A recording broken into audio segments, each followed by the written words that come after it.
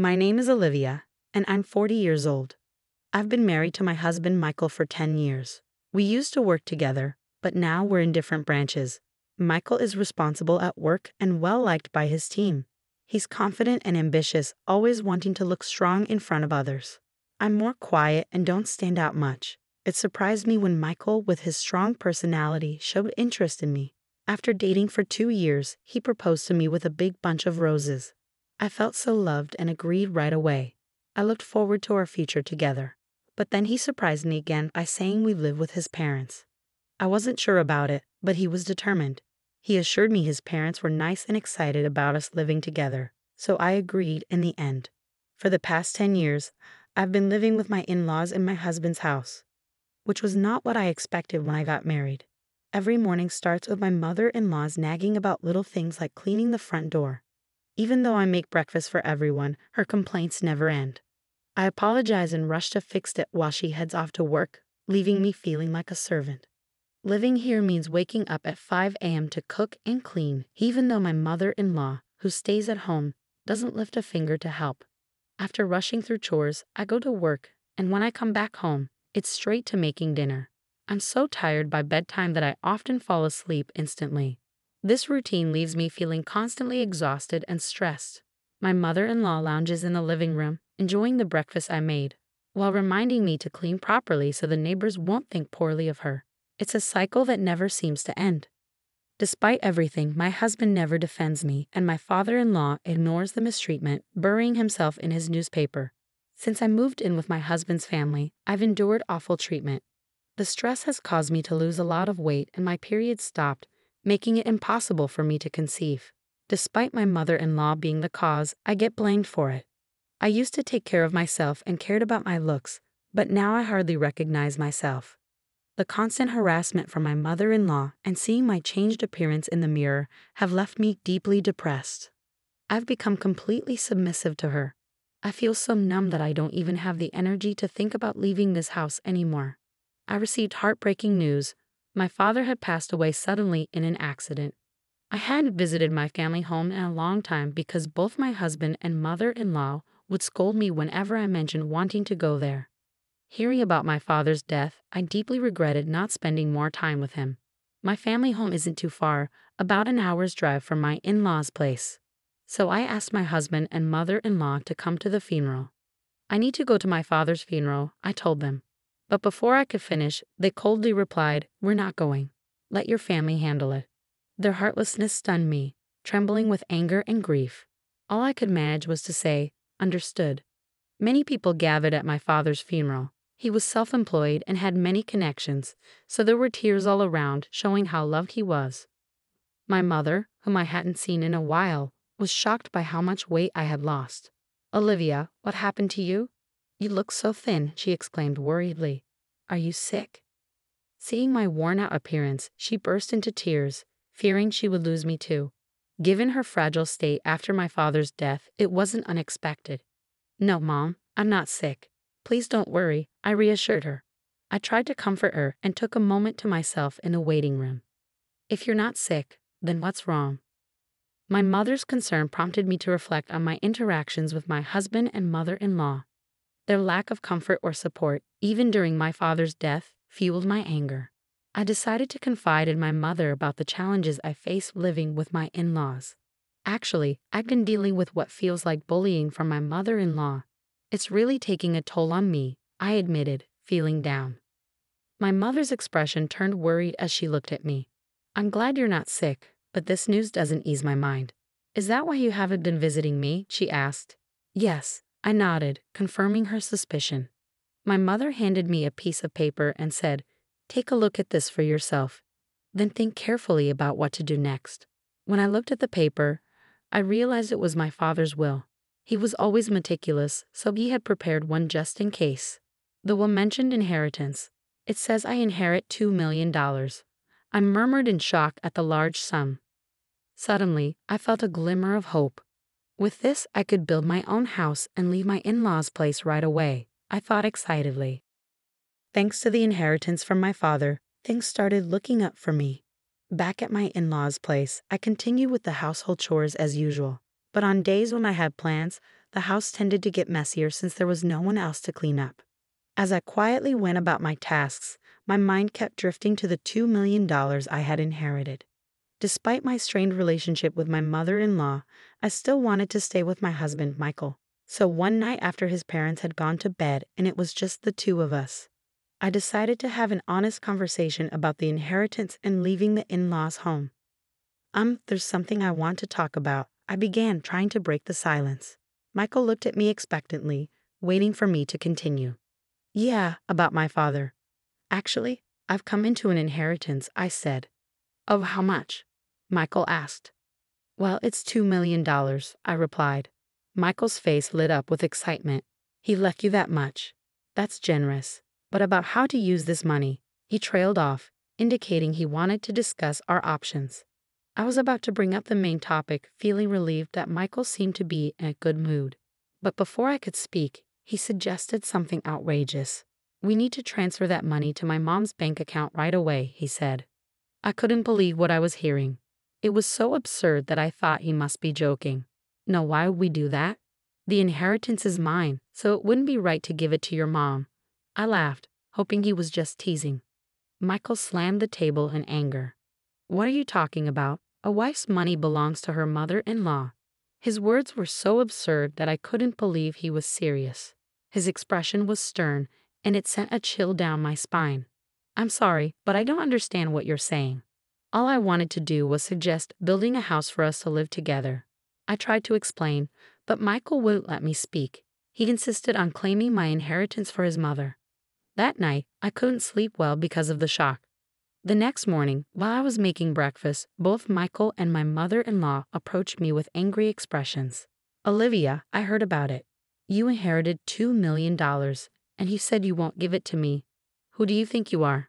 My mother-in-law exclaimed, adding to my distress. My mother-in-law had already heard of the inheritance from Michael. But I'm the one who inherited it, I protested. Stop arguing and transfer it to my parents' account now. A daughter-in-law's money is our money. Their determination to claim the inheritance by any means was clear. No matter how much I resisted, they continued to blame me. Realizing my resistance was futile, I fell silent. That's when Michael showed me a piece of paper. You're getting carried away because you've come into some money. I'm the one who's been supporting you. If you don't change your attitude, it's divorce, he said, threateningly. The paper turned out to be a divorce form. I've already signed it. Take this and go back to your parents' house. If you apologize properly, I might reconsider the divorce, Michael said, his tone firm. As I received the divorce form with Michael's part fully filled in, memories flooded my mind. I realized that I had never received any financial support in this house. I had been contributing equally to the living expenses, and all the household chores fell on my shoulders. Despite my efforts, they had always treated me poorly. Now they were even attempting to take my father's money. Feeling pressured to give up my father's inheritance if I stayed, being told to leave actually felt like an opportunity. Holding the divorce papers, I realized that the decision about my future was mine to make.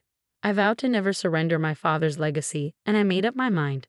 After finishing work that day, I returned home. I'm home, welcome back. My mother greeted me with a warm smile. Despite my exhaustion, a home-cooked meal awaited me on the table. It had been so long since I had eaten a meal made by someone else. With each bite of the delicious food, tears of gratitude welled up in my eyes. Did you tell your husband about the inheritance? My mother asked. Yes, and it caused quite a stir, I replied, recounting everything my husband and mother-in-law had said to me. My mother was speechless at the shocking revelation. The inheritance belongs to you, and only you should decide your future. She comforted me gently as I cried. After being cared for at my parents' home for a week, I made the decision to return to my in-laws' house. Well, I'm heading back now. Take care, I said confidently, no longer afraid to face the challenges there. With a renewed sense of strength, I went back to my in-laws' house. Finally, Becca, have you reflected on your behavior? As soon as I returned to my in-laws' house, my husband and mother-in-law confronted me with stern expressions and crossed arms. Yes, I apologize. Please allow me to stay in this house again. I offered a shallow apology. My mother-in-law's face lit up with anticipation. Well then, hand over the inheritance quickly, she demanded. Actually, the inheritance process is taking longer than expected. I haven't received it yet. It's a complex procedure, so it might take another 6 months or so, I explained. 6 months? That long? My mother-in-law's disappointment was evident. Well, fine, she reluctantly accepted. Both my mother-in-law and husband appeared satisfied, thinking their plan was still on track. I obediently handed over the inheritance as they demanded. However, they kept nagging about me spending a week at my parents' house. You're neglecting your duties as a wife. The house is a mess, clean it up quickly, they insisted. Despite the incredibly messy and unhygienic conditions at my in-laws' house, it was almost impressive how quickly they could make such a mess in just a week. I understood their demands. In the past, I would have been deeply upset to see the house in such a state, but now, I didn't care. No matter how much my mother-in-law bullied me or how hard the housework was, it didn't bother me anymore. I simply did as my mother-in-law ordered without letting it affect me. It's my mother-in-law's birthday, so I'll be leaving. Make sure to keep the house clean, my mother-in-law announced, as she always went on a trip for her birthday. Naturally, I wasn't invited. By the way, have you received the inheritance yet? It's supposed to come in today, my husband asked. How convenient. That $2 million can be a birthday present for Mom. Don't forget to transfer it to Mom's account before we get back, my mother-in-law added. It seemed too perfect that my mother-in-law's birthday lined up with the inheritance arrival. My husband couldn't see through my deception. Without a word, I saw them off with a smile, saying, "Take care." As soon as they were out of sight, I sprang into action, ready to execute my plan that I'd been waiting for so long. They'll be in for a surprise when they return from their trip. But I no longer have to concern myself with their reactions. Quickly, I packed my belongings and left my husband's family home behind. Wow, this is incredible, I exclaimed as I moved my things into my new home. Thanks to my father's inheritance, I had been able to build this house. I felt so happy to be living in such a beautiful place, and I decided to share it with my mother, who lives in my hometown. I felt a deep sense of relief knowing I no longer had to worry about those people. Sinking into the plush sofa, I felt content. Today was a celebration of my new home with my mother. We even invited a chef to cook for us, and we spent the day indulging in luxury.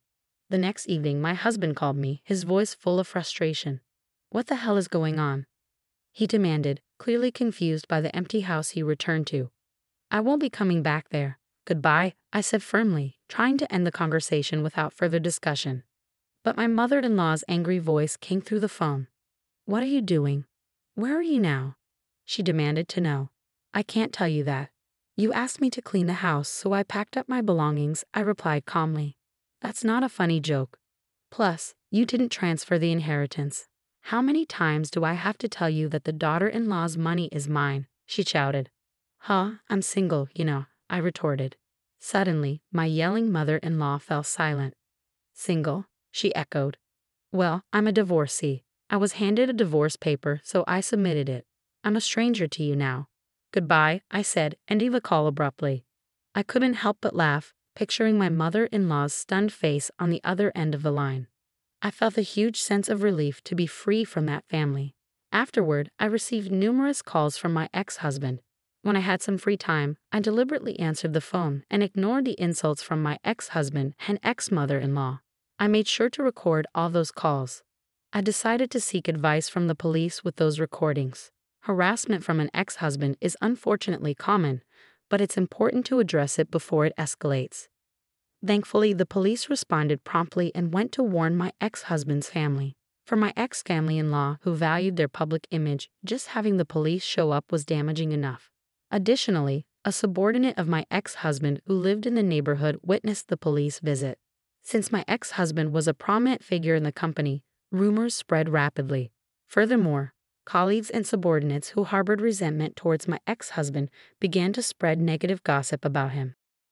Eventually, the rumor made its way to my department. Did you hear about the police visit? My colleagues whispered amongst themselves.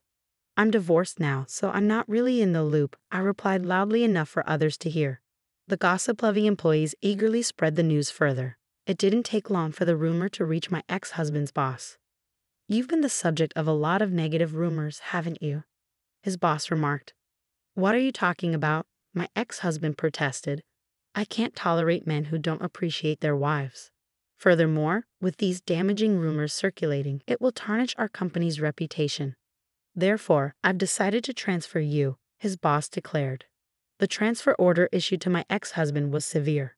Wait, this place is, my ex-husband began, realizing it was a branch office in the least productive region. There's no entertainment around whatsoever. It's like being on a deserted island. Do you understand what this means? His boss continued. Everything my ex-husband had worked for up to that point crumbled, and there was no hope of advancement in the future. Unable to decline the transfer order, my ex-husband had no choice but to relocate to this rural area. As for my ex-mother-in-law, she was likely shocked by her son's tarnished reputation and the fact that she could no longer live with him. This led her to become reclusive and ultimately develop depression. There were also concerns about dementia, as she frequently caused disturbances at home. My ex-father-in-law now finds himself in the difficult position of caring for his drastically changed wife. Even without blood ties, a daughter-in-law is still a valuable family member, he often remarked. The challenges faced by my former in-laws could be seen as karma for the harassment they inflicted on me. Now, unhappily living with my mother, we've even taken up gardening in our spacious yard. If I had remained in that house, I might never have discovered this wonderful hobby. Embracing this hobby has revitalized me. My body, once worn down by stress, is now healthy again. I'm grateful to have severed ties with my former in-laws and found true happiness.